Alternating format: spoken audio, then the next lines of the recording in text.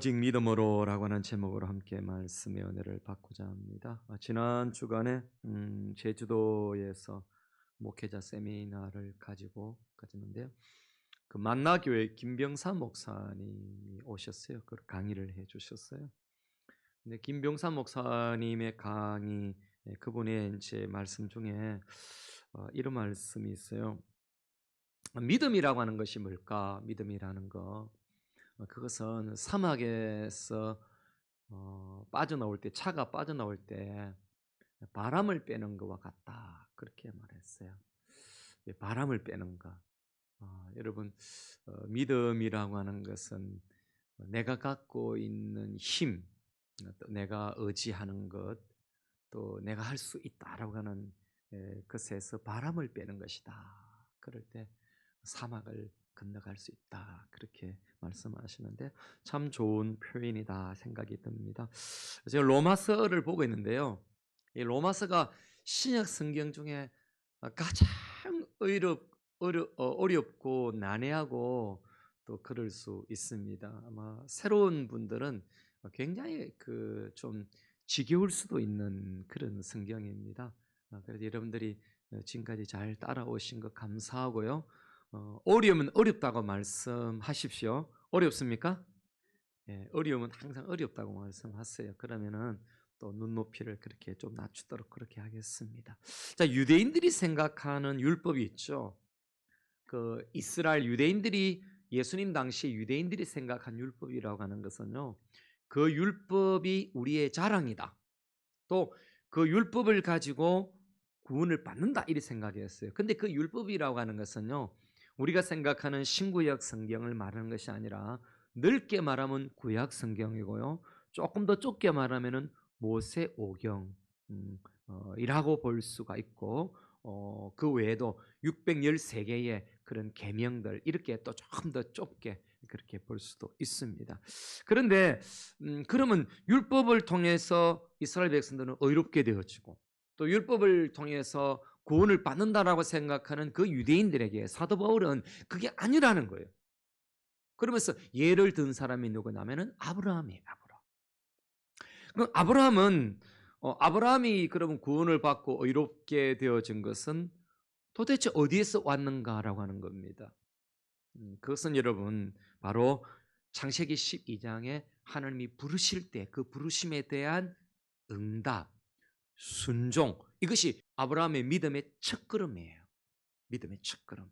그 다음에 뭐냐면은 15장 6절에 보면은 아브라함이 이제 실수하잖아요. 계속 실수하고 뭐 한 10년이 지나도 이렇게 자손이 없다 보니까 자식을 준다 했는데 하나님이 안 주시니까 자기의 조카도 생각했다가 엘리셀도 생각했다가 막 그러거든요. 여러분, 그러다가 하나님께서 하늘의 별을 보여주, 밤에 하늘의 별을 보여주면서 네 자손이 저 하늘의 별처럼 많아질 것이다라고 말할 때 아브라함이 여호와를 믿으니 바로 그것을 그의 의로 여기셨다라고 하는 것이 창세기 15장 6절의 말씀이란 말이에요. 그러니까 아브라함이 의롭게 되어진 것은 바로 여러분 믿음으로 의롭게 되어졌다라고 하는 것입니다.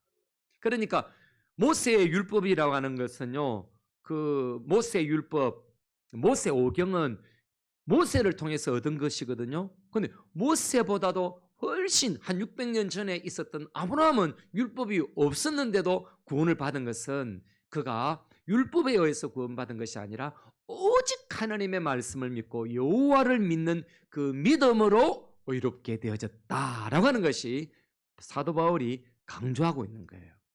여러분, 이것은 뭔가가 여운이 있는 거죠. 여운이 있는 것이죠. 그게 뭐예요?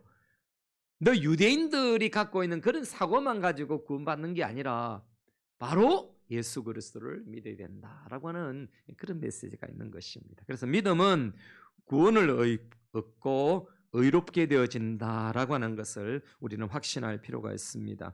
그렇다면 여러분, 자랑할 것은 뭐냐? 율법의 특권도 자랑이 아니고 사도 바울이 이제 역설하는 것은 행위를 가지고도 자랑 못한다는 거예요. 너 율법에 갖고 있는 그것만 가지고 자랑 못하고 또 율법적 행동을 했다 해서 그것 가지고 자랑하지 못한다. 자랑할 게 뭐냐? 오직 믿음의 법만이 자랑할 수 있다라고 그렇게 말씀하고 있는 27절에 그렇게 말씀하고 있죠. 오직 믿음의 법으로니라라고 말씀하고 있습니다. 여기 믿음의 법이라고 하는 것은 이 법이라고 하는 것은 이치를 말해요. 도리를 말해요. 그러니까 믿음의 도리만이 가능하다는 거죠. 누구를 믿는 믿음입니까? 예수 그리스도를 믿는 믿음이다 이 말입니다. 여러분 구약을 통해서 예수님을 발견해야 되는데 이스라엘 백성들은 유대인들이 잘 발견하지 못했어요. 제가 얼마 전에 간증을 봤는데 그 이스라엘의 성서대학의 학장으로 있는 그 포스텔 교수가 간증해요. 그 유대인들은 지금 유대인들 있죠. 이스라엘 유대인들은 예수님을 잘 안 믿어요. 이제 믿는 사람들이 한 사람씩 돌아오긴 하는데 유대인들이 돌아오는데 안 믿어요. 그런데 이 지금 이제 포스텔 교수는 미국에 사는데 어릴 때부터 미국에 이민해서 이제 사는데 그 부모님이 유대인이에요. 그런데 구약 성경만 그들은 인정하지 신약 성경을 인정하지 않아요. 안 믿는단 말이에요. 그러니까 여러분 신약 성경은 누구를 말합니까? 예수 그리스도를 오신 예수님을 강조하잖아요. 그런데 그 신약은 무엇의 해설서와 같냐면은 구약의 해설과 같단 말이에요. 구약의 중심은 어디냐? 예수 그리스도를 향하고 있단 말이에요. 그런데 이 셋 교수는 그것을 어릴 때부터 인정하지 않는 거예요. 왜? 부모로부터 그렇게 배웠으니까. 근데 어느 날 차를 타고 가는데 그 동네의 아주머니가 차를 태워주는데 그렇게 말하더래요. 세사 예수님을 믿나 이렇게 자기를 예수는 어릴 때부터 안 믿는다는 거. 근데 성경에 예수님은 반드시 오신다 했는데 예수님이 오시면은 나는 들림을 받게 되어지고 나는 하나님께 들림을 받게 되어질 건데 너는 이 차에서 너만 혼자 남는 거야 이렇게 말한 거예요. 여러분 아이가 차 안에 남는데 그 조수석에 앉아 있는데 운전자가 빠지면 어찌 되겠습니까? 그 차가 사고가 나잖아요. 그래서 너는 사고가 나고 너는 죽게 되어지고 너는 지옥으로 달려갈까? 이렇게 말하니까 애가 너무너무 끔찍한 그 생각을 해보니까 끔찍한 거예요. 그리고는 이 셋이라는 이 아이가 예수님께로 돌아오게 됩니다. 그리고 그 유명한 그 아버지, 어머니, 유대인의 사상, 유대교의 사상에 젖어 있는 그 부모님께 전도를 하게 되는데 부모님들이 신약을 안 받아들인 거예요. 근데 신약 성경을 읽기 시작하면서 예수를 발견하는데 그 어머니가 이런 말이에요. 이사야 53장은 예수님의 고난에 대한 거거든요. 이사야 53장을 읽으니까 남편에게 읽어주니까 그 남편이 이렇게 하는 거예요. 당신이 왜 신약 성경을 읽느냐고 그렇게 말했대요. 그런데 그 아내가 그렇게 말해요. 셋의 어머니가 이렇게 말한 거예요. 이건 신약 성경이 아니고 구약 성경 이사야가 기록한 성경인데 이렇게 말한 거예요. 그래서 그 아버지가 충격을 먹은 거예요.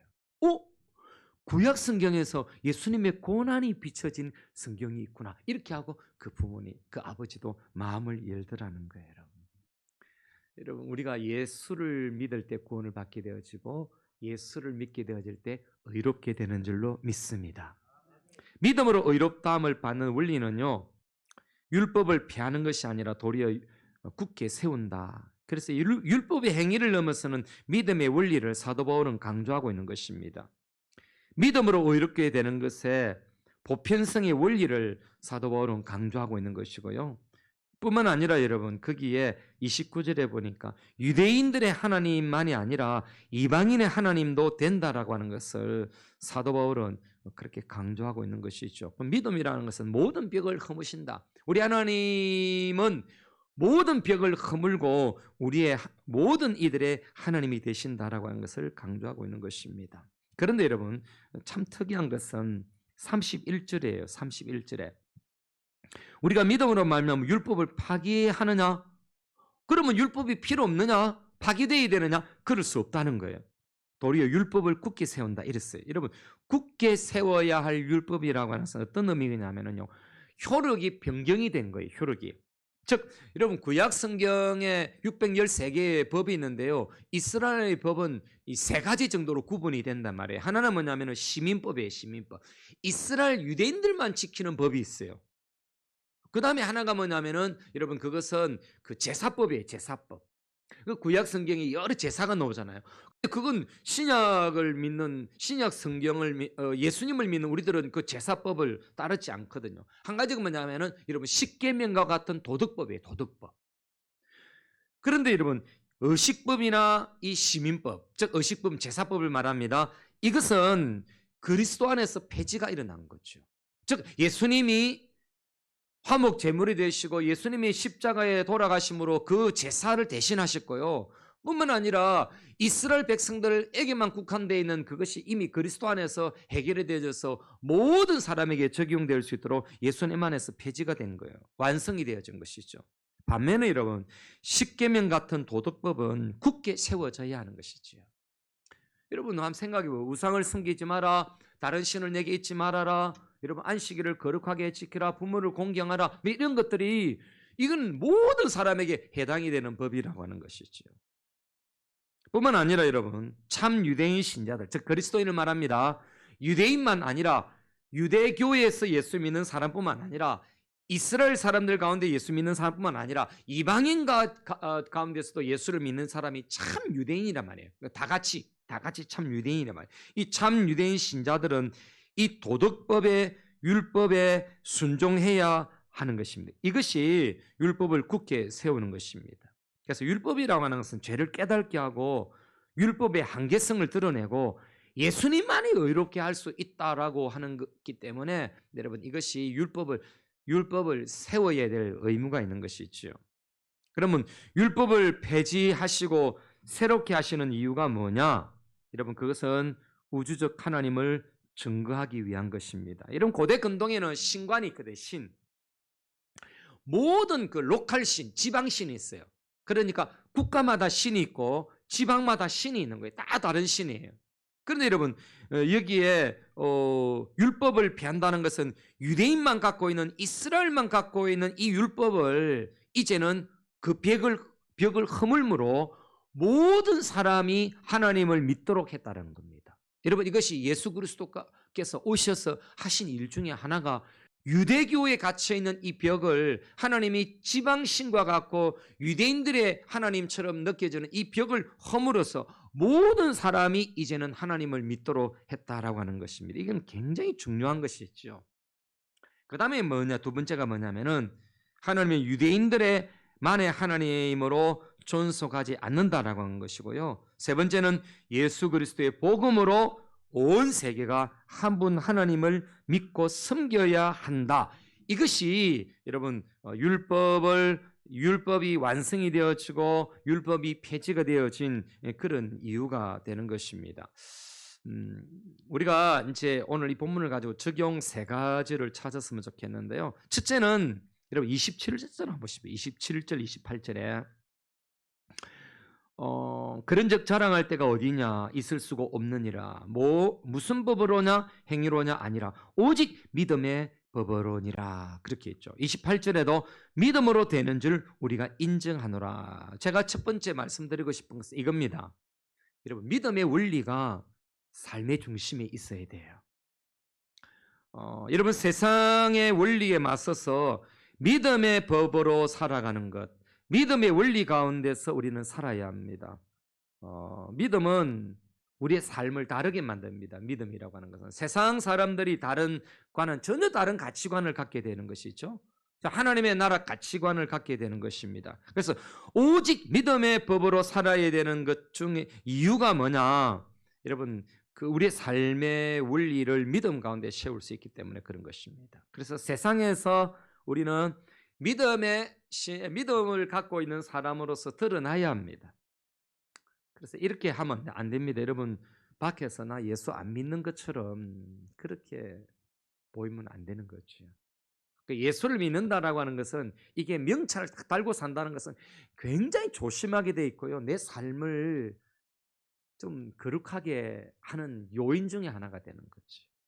그렇게 말하잖아요. 불신자가 당신 교회 다니면서 그럴 수 있느냐? 그렇게 말할 수 있거든요. 근데 그런 말을 안 듣기 위해서 굉장히 조심스럽게 행동하게 돼 있는 거죠. 두 번째는 교회에서 우리가 율법적 열정 때문에 그리스도를 누리지 못하는 일이 없어야 합니다.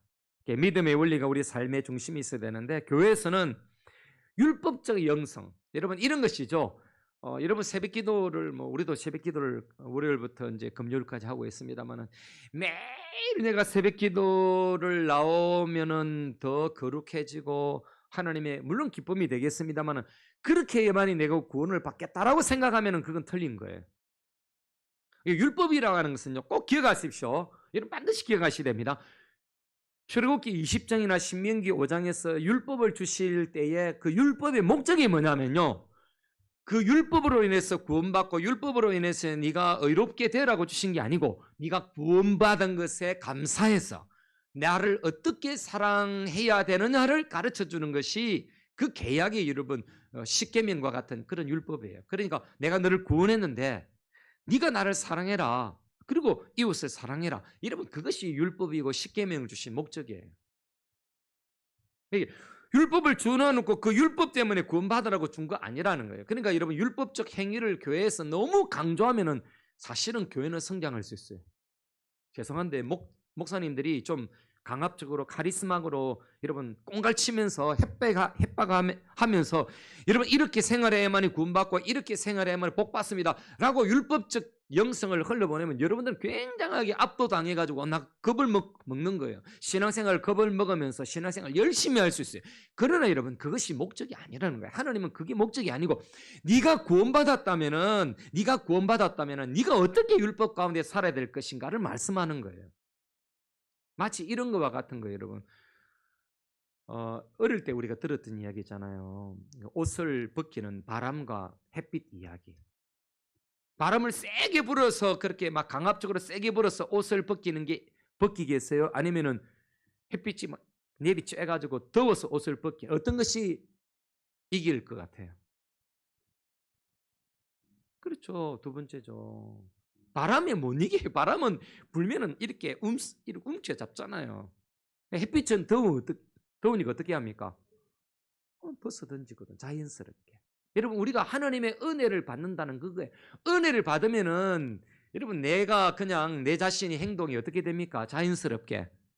하나님 내 사랑해야 되고, 이렇게 되는 거예요. 근데 율법적인 것은 당신이 이렇게 안 살면 하나님 앞에 복 못 받아. 이렇게 해가지고 여러분, 율법적 행위를 가지고 하나님을 기쁘게 해드릴 수 없다는 것이지요. 그래서 믿음이 이깁니다, 여러분. 히브리서 11장 33절에 보면요. 그들은 믿음으로 나라들을 이기기도 하며 의를 행하기도 하며 약속을 받기도 하며 사자들의 입을 막기도 한다. 여러분 믿음으로 살아야 되고 믿음의 힘이 있습니다. 요한 1서 5장 4절에 무릇 하나님께로부터 난 자마다 세상을 이기느니라. 세상을 이기는 승리는 이것이니 우리의 믿음이니라. 여러분 우리가 믿음을 갖고 산다라고 하는 것은요. 세상의 가치관을 극복하는 것이지요. 세상의 판단과 핍박, 유혹을 이기는 것, 그 믿음이에요. 믿음입니다. 율법적 행위가 아니라 하나님 앞에 믿음이에요. 두 번째 우리가 적용점을 찾는다면요. 29절이에요. 여러분 29절 보시면요. 하나님은 다만 유대인의 하나님이시냐? 또한 이방인의 하나님은 아니시냐? 진실로 이방인의 하나님도 되시느니라. 여러분 여기에 제가 적용점을 찾는 것은 이겁니다. 민족주의나 국수주의에 빠져서는 안 된다는 거죠. 민족주의나 국수주의에 빠져서는 안 된다. 여러분 민족주의, 내가 대한민국만 사랑하리라. 자민족, 우리 민족만 가장 최고고 다른 민족은 별로다. 그래서 그 이방인들 들어오는 사람들 인정하지 않는 거예요. 얼마 전에 여러분 그 아프가니스탄에서 그 사람들이 들어왔잖아요. 그 반대하는 사람들이 많아요.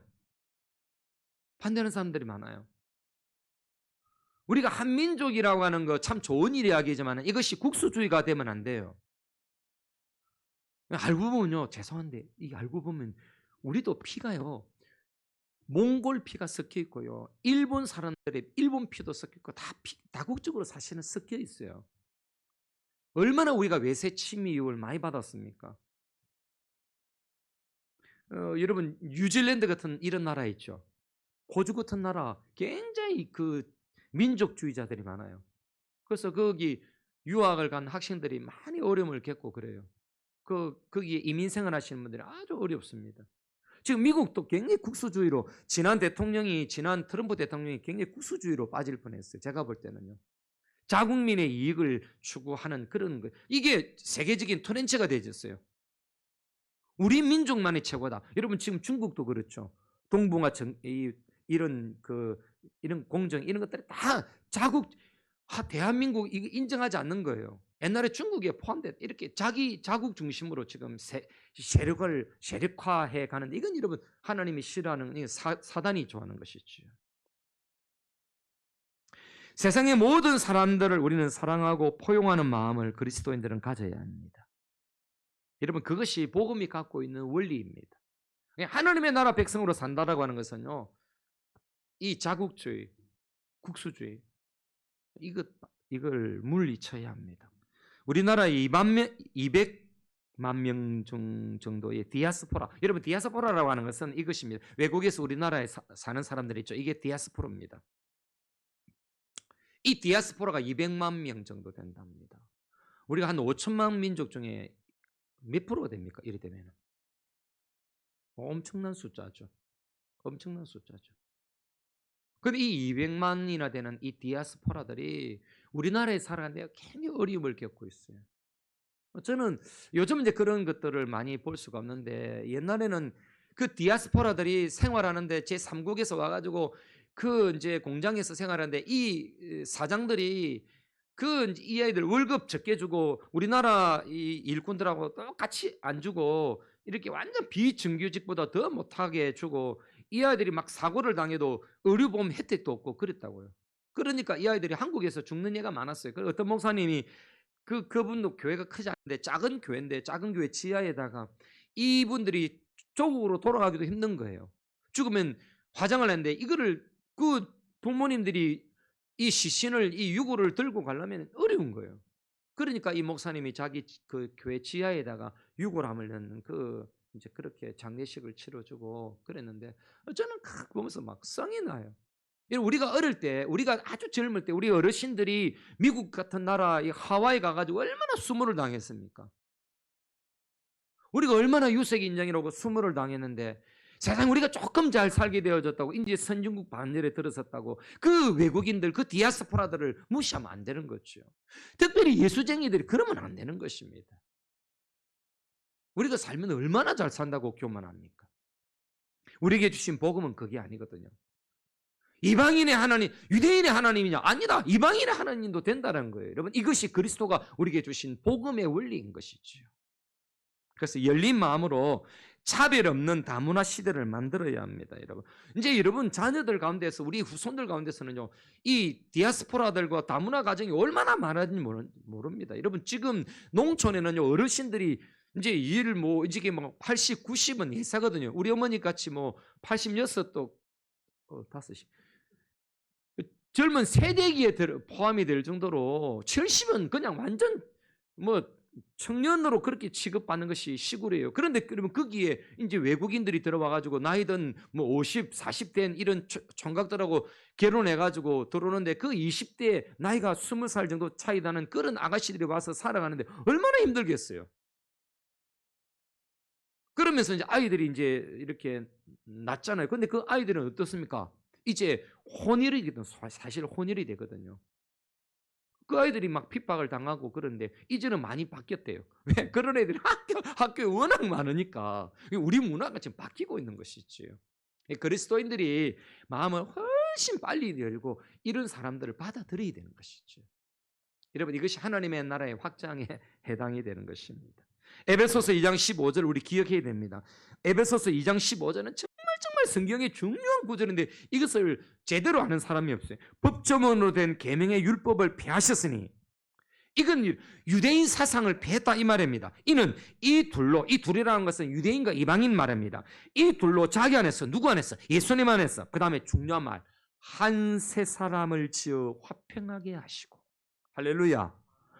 이방인과 유대인이 한 세 사람 원유맨이 됐다는 거예요. 원유맨 한 세 사람이 되어졌다는 거예요, 여러분. 이것이 그리스도 안에서 이루어진 하나님의 나라의 원리라는 거예요, 여러분. 그래서 여러분 이런 말씀 있잖아요, 여러분. 예수님은 모퉁이 돌이 되셨다 이 말이에요. 모퉁이 돌은 이런 모퉁이라는 것은 이 한 면과 한 면이 맞다는 것 아닙니까? 예수님은 모퉁이 돌이 되셨다는 것은 이방인의 예수님이시고 유대인의 예수님이라는 거예요. 그 유대인의 하나님만 아니라 이방인의 하나님 되신다는 똑같은 말씀이에요. 우리 예수님은 유대인과 이방인의 구주가 되신다는 거예요. 그럼 예수님 안에서 하나가 된다는 거예요. 여러분, 이런 원리 속에 있다면 교회 안에서 싸울 일이 없잖아요. 교회 안에서 왜 싸웁니까? 유대인과 이방인이 그리스도 안에서 한 세 사람이 되기를 원하시는 것이 주님이 십자가를 지신 원리인데, 율법을 폐하고 이것이 십자가의 원리인데 그 안에서 십자가 안에서 교회 안에서 서로 싸우고 찢고 볶고 그러면 안 되죠. 이게 왜 젊은이들이 떠납니까? 왜 젊은이들이 신천지로 갑니까? 여러분, 신천지는 다른 건 몰라도 여러분 진리는 완전 틀리는데 하나 포장하고 위장하는 게 있어요. 그게 뭐냐? 사람들을 아주 끈끈한 정으로 그렇게 모은단 말이에요. 교회는 너무 고집이 있어요. 1번으로 고집 센 사람 목사, 2번으로 고집 센 사람들 중직자들이에요. 예수님을 오래 믿으면 이 고집이 풀려야 돼요. 아까 김병삼 목사님 말씀하시는 것처럼 타야의 바람을 빼야 돼요. 여러분, 가정에서도 좀 고집 바람 좀 빼면은 가정이 화평하잖아요. 이게 힘이 막 들어가면 힘들다니까요, 여러분. 힘이 들어가면은 이 바람이 빵빵하게 들어있으면 모래밭에서 다이아가 흩돌아가요. 저도 이렇게 그 차가 빠져본 적이 있는데 다이아 바람을 빼니까 올라오더라고요. 늪에서 올라오는데도. 예수 믿는다는 것은 뭡니까? 내 힘을 빼는 것 아니겠어요? 여러분, 그게 믿음이죠.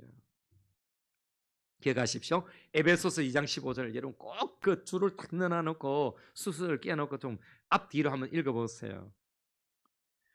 시편 96편 10절에 이런 말씀이 있단 말이에요. 모든 나라 가운데서 이르기를, 모든 나라 가운데 이르기를 여호와께서 다스리시니 여러분 세계가 굳게 서고 흔들리지 않으리라. 그가 만민을 공평하게 심판하니라. 이런 하나님은 열방의 하나님이라는 거예요. 로마서 신약 성경 15장 11절에 또 모든 열방들아 주를 찬양하며 모든 백성들아 그를 찬송하라 하였습니다. 그러니까 모든 자들의 하나님, 우리 하나님은 다 모든 자의 하나님이라는 거예요, 여러분. 여러분, 세 번째는요, 우리가 적용점을 찾기를 원하는 것은 31절이에요. 그런데 우리가 믿음으로 말미암아 율법을 파괴하느냐? 그럴 수 없느니라. 도리어 율법을 굳게 세우느니라. 율법이 아까 제사법이라든지 시민법 이런 것들은 폐기가 되어졌지만은 그러나 율법이 굳게 세워져야 되는 것이 있다는 말입니다. 그게 뭘까요? 이렇게 저는 도덕법은 채워져야 되는 것이죠. 여러분, 세 번째 적용은 이겁니다. 교회와 세상에서 인정받는 자가 되어야 된다. 무엇으로? 올바른 믿음으로 윤리나 도덕의 율법을 더욱더 세워가야 합니다. 예수 믿는 사람은 훨씬 세상 사람보다 더 윤리나 도덕이 더 여러분 그 율법의 그 10계명의 10가지 계명에 더 충실히 해야 되는 것이죠. 제가 10계명을 보면서 연구하면서 깨달은 게 뭔지 아세요? 1계명부터 4계명까지는 하나님의 사랑이잖아요. 5계명부터 마지막 10번째까지는 이웃 사랑이. 그거는 누구나 알아요. 근데 가만히 돌이켜 그 5번째부터 특별히 6번째부터 보면요. 감사가 빠지기 때문에, 감사가 없기 때문에 일어날 수 있는 것들이에요. 감사가 없기 때문에. 부모 관계도 마찬가지예요. 부모를 감사하게 되면 감사하게 돼 있어요. 부모를 공경하게 돼 있죠. 그리고 거짓말하는 거, 살인하는 거, 간음하는 거, 이웃을 탐내는 거, 거짓 증거하는 거. 여러분, 거기에 감사가 충만하면 절대로 생기지 않아요. 제가 볼 때는 그래요. 그런데 그 모든 그 계명들의 중심은, 그 중심 사상은 뭐냐? 바로 여러분, 율법의 중심 사상은 사랑이에요. 사랑. 하나님의 사랑, 이웃 사랑이에요. 그러니까 우리가 예배하면서 왜 10계명을 합니까? 10계명. 요즘도 10계명 읽는 교회가 있냐 그렇게 하더라고요. 여러분, 10계명은 율법으로서 폐기될 율법이 아니고 계속 세워져야 될 율법이에요. 이 하나님의 법은 우리를 통해서 세상에서 세워져야 돼요. 여러분, 우리가 이웃을 사랑하고 하나님을 사랑하는 이게 세상 가운데서 드러나야만이 하나님이 영광 받으시고 온 열방 가운데 하나님의 이름이 드러나게 되는 것이지요. 로마서 12장 1절 우리가 어떻게 그러면 인정을 받게 되느냐? 하나님께 인정받고 세상에 인정받을 수 있느냐? 로마서 12장 1절 우리가 너무 잘 아는 말씀이잖아요. 그러므로 형제들아 내가 하나님의 모든 자비하심으로 너희를 권하노니 너희 몸을 하나님이 기뻐하시는 거룩한 무엇으로 드리라? 산 제물로 드리라. 이는 너희가 드릴 무슨 예배니라? 영적 예배니라. 주일날만 드리는 이 예배만 예배가 아니라 우리의 삶의 예배를 드려야 된다니까요. 그래서 여러분 창세기 3장에 4장에 가인과 그 예물은 받지 않으시고 아벨과 그 예물은 받으시고 이렇게 했잖아요. 아벨과 아벨, 여러분 인격적 아벨, 전인적 삶을 살았던 그 아벨의 삶과 예배가 하나님 앞에 드림이 되어주고 받으셨고 그 가인은 그렇지 않았다는 거예요. 예물만 안 받은 게 아니고 여러분 가인도 안 받은 거예요. 여러분 가인의 삶이 거룩한 산 제물 영적 예배가 안 된 것이지요. 마태복음 5장 13절 14절에 우리에게 두 가지 말씀하시죠. 우리의 정체성이죠. 우리 아이덴티티를 이렇게 말한단 말이에요. 세상의 소금이다. 세상의 빛이다라는 거예요. 세상의 빛이 되어라 이게 아니에요. 빛이 다라는 거예요. 세상의 소금이 빛이 되어져라 소금이 되어져라가 아니라 너희는 세상의 빛이다라는 거예요. 우리의 정체성을 못 박아버렸어요. 그러니까 그 정체성을 드러내는 것이죠. 그냥 살면서 드러내야 되는 것이죠. 이게 여러분 삶의 예배인 것이죠. 여러분 말씀을 맺습니다. 제가 세 가지 말씀을 드렸잖아요. 그렇죠? 적용점 세 가지. 여러분 저는 이렇게 결론을 내리고 싶어요. 믿음으로 있을 곳에 있자. 남편은 남편이 있을 곳에 있고 아내는 아내가 있을 곳에 있자. 성도는 세상에 있을 곳에 있어야 된다. 교회만 있을 곳이 아니라 세상에서 정말 있어야 될 곳. 그래서 이 세 가지 아까 제가 믿음의 원리가 삶의 중심에 있어야 된다라고 했는데 이렇게 압축을 해봤어요. 믿음으로 세상을 이기고 두 번째 민족주의나 국수주의에 빠져서는 안 된다라고 말씀드렸는데요. 믿음이 세상에 흘러가고 교회와 세상에서 인정받는 자가 되어야 된다. 여러분 믿음이 하늘과 땅에서 인정받도록 하자.